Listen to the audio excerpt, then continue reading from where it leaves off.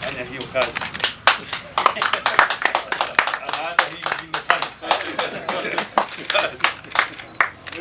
Yeah, a speaker, going to say something? Huh?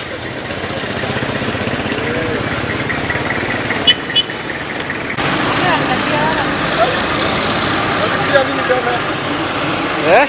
Matibabu.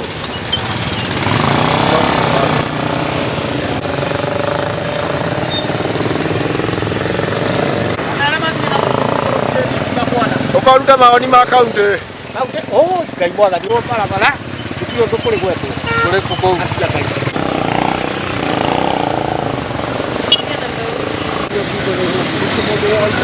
Ndio modo akimira tu. Ile kukia hamutiro mwa.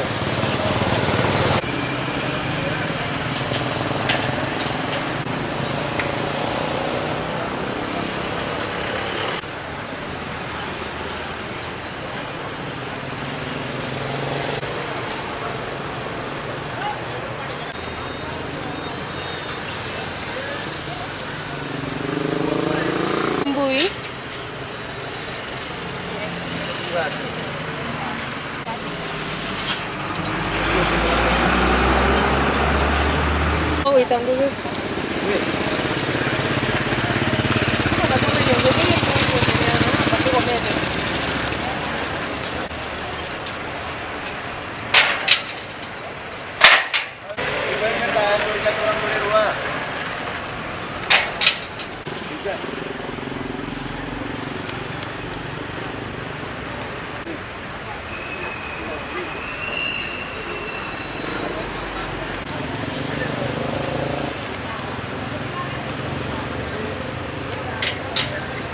Quería un veremos.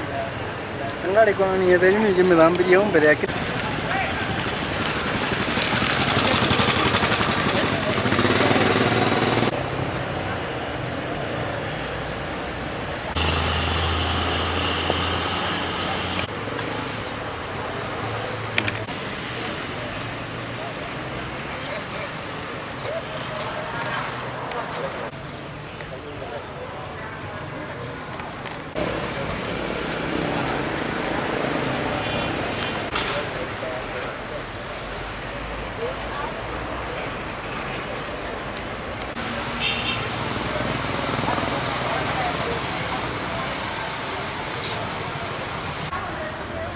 We want to urge the National Treasury to proceed with July and August disbursements on the basis of vote on account. And therefore, we hope that the IFMIS teams in the Treasury will hasten, not just for Laikipia, for countries generally, the uploading of our budgets so that we can be able to appropriate, including, of course, the monies that we ourselves are raising, so that the processes and services of government, particularly in the health sector, should not be constrained because of the discussions and the intense debate that is going on at the Senate. So we will be proceeding to upload our budget and be able to begin appropriating those resources that we have raised ourselves, as well as those resources that the Treasury is able to disburse on the basis of vote on account, and also, very importantly, the resources from the last financial year that now from our end show up as pending bills because Treasury was not able to disburse resources in June or resources related to June of the last financial year, as well as some conditional grants. So we look forward to those resources being available, and as everybody has said, particularly in this time when COVID is spiking, we need to be able to respond very quickly to the goings on and be able to provide services. So it's very, very important that we get to that point. In terms of the debate in the Senate, we want to appeal to our senators that we must come to closure. Any policy whatsoever usually has some gains and some losses. And the test of a good policy is whether the gains are more than the losses, so that you can compensate the losses. If you look at the transitional effects of this third generation formula, those transition effects are actually far smaller than the transitional effects from the first to the second formula. Basically, we are talking about 12 billion. Now, we are quite certain that within the context of the Equalization Fund, we should be able to compensate those counties that are losing because of the third generation formula.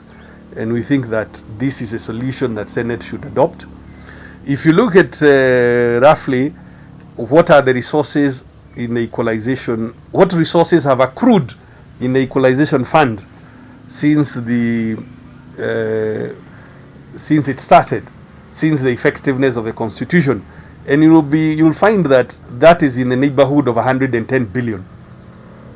So the money that has been accruing in the Equalization Fund, which fund is expected to go and support the counties that had been left behind historically, that fund is now estimated at around 110 billion.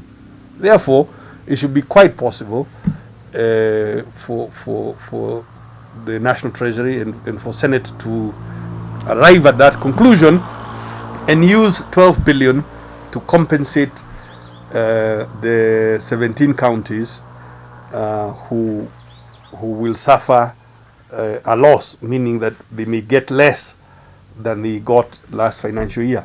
And to my mind, and to many of us, that's the technical solution. We fear that, of course, some other considerations may be coming into the picture. Division of revenue bill. But as a county, we've done our part. We've been able to do the law, and therefore now we wait for the publishing of the same, and at the same time for the Senate to agree on the revenue sharing formula. And we would urge them to come to a consensus, because the counties are really suffering. We are living in a time when we have COVID-19 issues that need a lot of facilitation from the same budget, and therefore it is very important that they come to an agreement so that we are able to have the counties get funds for them to be able to run, especially the essential services. Thank you so much.